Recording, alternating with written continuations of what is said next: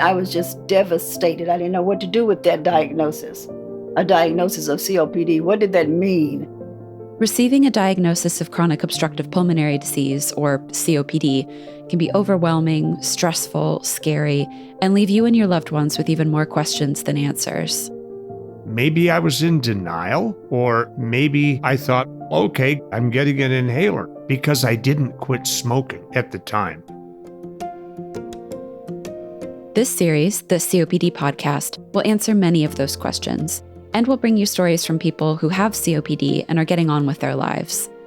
I've had many patients with very severe lung function impairment that I've been following for 15 or 20 years. In this first episode, we'll cover the basics: what COPD is, how it's diagnosed, and what causes it. And at the end of this and every episode, we'll share resources for those looking for more information and help.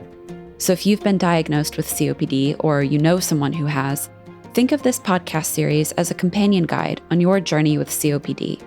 I'm your host, Michaela Arneson. When you have COPD, it's not the end of the book. It's a new chapter. It's your story. You get to choose how it goes. So stay there. Don't be disheartened. It's not the end. COPD is not an uncommon disease. In the United States, around 16 million people have been diagnosed with COPD. That's Dr. David Menino. I'm a pulmonary physician based in Lexington, Kentucky. I am one of the co-founders of the COPD Foundation. A pulmonary physician, also known as a pulmonologist, is a doctor who specializes in the lungs. While we'll be speaking to health professionals like Dr. Menino, this show is not a substitute for formal medical diagnosis or treatment. So if you have any questions or concerns about a medical condition, don't rely on what you hear on this show. Talk to a qualified healthcare provider. So about 16 million people in the US have COPD, but there are millions more who have symptoms and have not yet been formally diagnosed. A COPD is an umbrella term for a collection of diseases. The disease components include chronic bronchitis, emphysema, and a subset of patients with asthma. We'll come back to these disease types in a minute. A helpful way to think about COPD is to imagine how the lungs function normally. It's good air in and bad air out at its most basic level. Mike Hess is a respiratory therapist. Respiratory therapists work alongside doctors and nurses to help people with respiratory illnesses improve their breathing. It's kind of like starting to inflate an old latex balloon. So you draw that air in, it stays there for a moment, and it goes into these little air sacs called alveoli that have very tiny blood vessels around them. The oxygen transfers into the blood, your carbon dioxide transfers out of the blood, and then your muscles relax. And just like letting go of a latex balloon, everything goes right back out. But if it's an old balloon that's lost its elasticity, it's not able to get the air out. That's what COPD is. That's John Linnell, who has had COPD for about 16 years. So how can the lungs become, to use John's words, like an old balloon that's lost its elasticity? Let's go back to the types of COPD that Dr. Menino mentioned a minute ago, starting with chronic bronchitis. Patients who produce a lot of phlegm and mucus that they cough up, and their airways are thickening. Then there's emphysema. Emphysema is destruction of the lungs. So these are basically people who have holes in the lungs. Sometimes they even look like Swiss cheese. And like Dr. Menino said, some people with COPD also have asthma, which is when the airways, which are the tubes that bring air into the lungs, get inflamed and cause wheezing. Regardless of the issue, if the lungs can't bring in enough oxygen or expel enough carbon dioxide, that has negative consequences for the rest of the body, as you can probably imagine. So COPD is serious, but it's often the case that people live with it for a while, in some cases years before they're officially diagnosed. John's diagnosis came in 2005 after he started to notice a change in his energy. I just felt run down, and it was taking me longer to get going. If I had to be somewhere at 7:30, I'd have to get up at 5 because it took me that long to have my coffee, to bathe, and then to get dressed and to get to where I had to go. This general feeling of tiredness is pretty common among people with COPD. But fatigue and other frequent symptoms are precisely why COPD can be difficult to recognize at first. For better or for worse, they can be kind of what we call nonspecific. Cough, shortness of breath, trouble sleeping, all of these things don't necessarily point directly at COPD. And that's actually kind of a problem in the COPD world because a lot of people think they're just getting older or they're a little out of shape. I remarked to the doctor, "You know, Doc, it really sucks getting old." Well, he looked at me and said, "You're 49. That's hardly old. Let's talk about this." The most common symptom is shortness of breath, known as dyspnea, especially when you're exerting yourself. But shortness of breath doesn't necessarily mean you have COPD. That's where a specialist comes in. He said, "Due to your smoking history, I think we need to pull an x-ray." So they took an x-ray, and just 15 minutes later, he said, "You know, I can't diagnose from an x-ray, but I'd like you to see a pulmonologist because I suspect that you have COPD." The main means of diagnosing COPD is with a pulmonary function test. Pulmonary function tests are broken down into 3 different ones. That's Dr. Menino again. The one that is done most commonly is called spirometry. And this measures not only how much air you can hold in your lungs, but how quickly you can get it out. I was given a spirometry test, and they were able to determine if there's an obstruction. Sure enough, I was diagnosed with COPD. Spirometry is a relatively simple test, and it doesn't require much equipment, but it also doesn't measure everything. The other lung function tests require much more specialized equipment that is not as easily transportable. For example, we use something called a body box, which is a little spaceship type device that a person sits in. This measures the total amount of air that can be contained in the lungs, including air that cannot be measured with spirometry. This is called a lung volume test. Jan Cotton, another person living with COPD, did it back in 2000. I'm sure I had the disease prior to 2000 because of some conditions that I had noticed. I was taking classes and walking between classes had become cumbersome, being extra tired, short of breath, and winded. The pulmonary function test at first was scary because it's a booth that you go into and you have to do exhausting blowing. They want to know how much forced air you can get out in so many seconds. And it was very cumbersome. She also had a blood sample taken in what's known as an arterial blood gas test. Early in my career, this was the only way of measuring oxygen in the blood. A needle is put into an artery. Typically, this is in the wrist. And the blood has to be very quickly put into a bag of ice and taken to the laboratory so it can be analyzed. That's to see whatever CO2 levels you may have in your system. And I would like to tell everybody, there's no use in you trying to think you're going to fool this test. You may go in and tell your doctor, "Oh, no, I didn't smoke." Oh, I went in and had one done, and they said, "Jan, you just smoked a cigarette." Other pulmonary function tests include diffusion capacity. This is a means of measuring how efficiently the lungs extract oxygen from the air and then get it into the body. Or exercise tests, which measure how efficiently a person's lungs are working when they're walking or cycling. Doctors can even use CAT scans to support a diagnosis. Imaging, which includes chest x-rays and CAT scans, looks not only at the presence of emphysema, but also the presence of thickened airways. So I think this may be particularly important in earlier stages of disease, where there may be evidence that some abnormalities in the lungs are already occurring. Of course, diagnosis is just the beginning. And while it can bring some comfort, the way it feels to finally get an answer to a nagging question, a diagnosis of COPD can be really, really tough to hear. At the time, maybe I was in denial because I didn't quit smoking. It's hard to describe. It was a relief that now I knew why I was feeling the way I was, but I had this magical inhaler that was going to hopefully fix everything. Well, it didn't.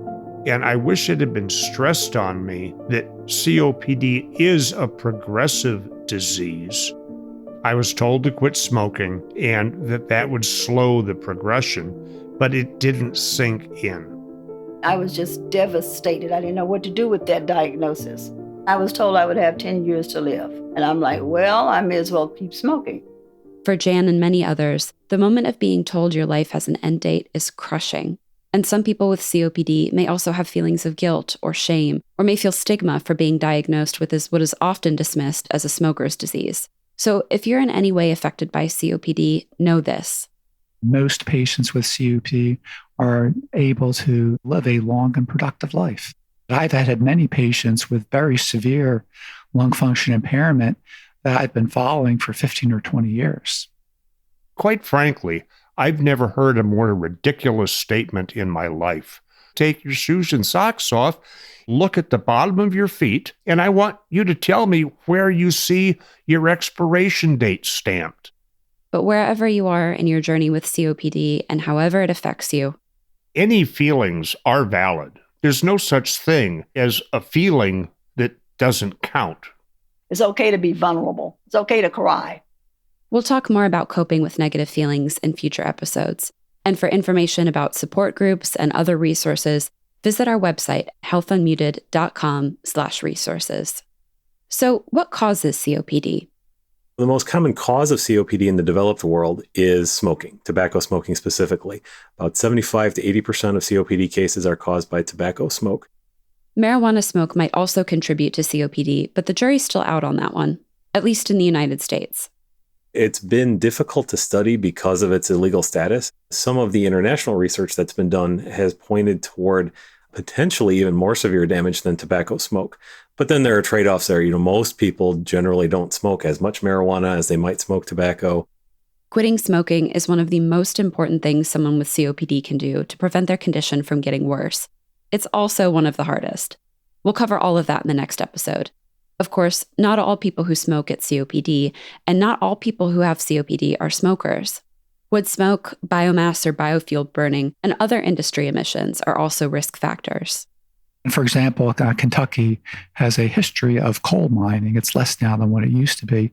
But people who work in mines where they're exposed to coal dust are at an increased risk for developing COPD. Another common industry in Kentucky is the horse industry. These can also be very dusty environments. I worked for the airline for over 25 years. I'm sure the airline didn't help you either with the jet fuel, Finally, COPD can have a genetic component.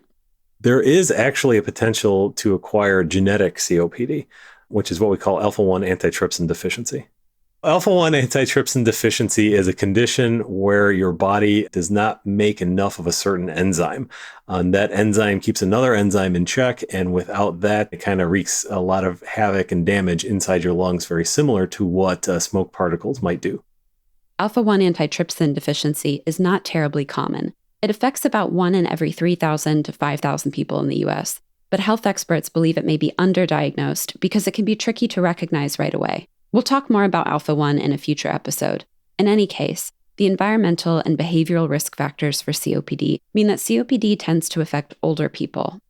COPD is most often diagnosed in people in their 50s, but as is true for many chronic diseases, it starts much earlier than that.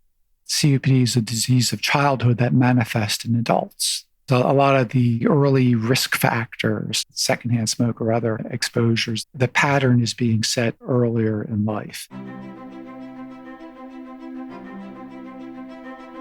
There's one important group of people we haven't talked much about. We tend to focus on the clinical aspect of COPD and the lived experience of the person with COPD. And we can easily forget the people who care about somebody with COPD. Those folks also have to deal with some of the repercussions here.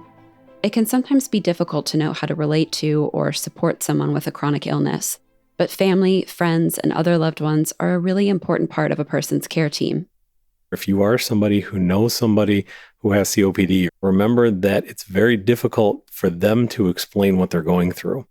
COPD is often a disease of the inside. People can look relatively healthy, but they're really struggling inside because they're trying to fight through this breathing problem. Be a supportive listener and cut them some slack. Let them know that they're loved. Let them know that we're here to support you and help you in any way that we possibly can. It's also important for loved ones to be well educated on COPD and to have the emotional and logistical support they need. So if you care about someone with COPD, know that this podcast is a resource for you too. Speaking of resources, the COPD Foundation is a great place to find more information about COPD and connect with others. In fact, most of the voices you'll hear on this podcast, including the 4 in this episode, are advocates for the COPD Foundation. I just happened to be on the internet and saw COPD Foundation. I'm wondering, oh, what is this about? This is somebody I can call and cry on their shoulder.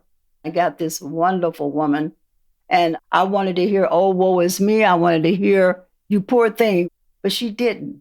She said, it's something in your voice that lets me know that you're a fighter. And she let me know that they had a COPD information line that was manned by COPDers.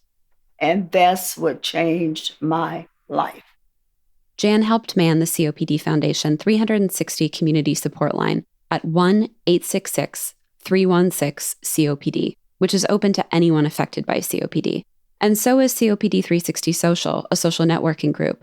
The American Lung Association also has a helpline and support groups called Better Breathers. In addition to these 2 organizations, the Mayo Clinic, Cleveland Clinic, and National Institutes of Health are all trusted sources for more information about COPD. You can find links to all these resources on our website. Just go to healthunmuted.com/resources. Finally, if you've recently been diagnosed and you're feeling stressed or overwhelmed, there are some simple things you can do to help manage your emotions. Exercise and stretching, taking some time to relax, maybe doing a little meditation, listening to some good music, and also make sure that you're talking to friends, families, caregivers, counselors, peers, whoever it is. Make sure that you're maintaining those lines of communication and support. COPD is a very prevalent disease, and there are a lot of people who are willing to support you. Go out and find some of those folks. This show is part of the Health Unmuted audio library by Mission Based Media and created in collaboration with the COPD Foundation. To listen and learn more, visit healthunmuted.com and follow our show on your favorite podcast player. There are still many questions to answer about COPD, so please do keep listening and share it with someone in your life.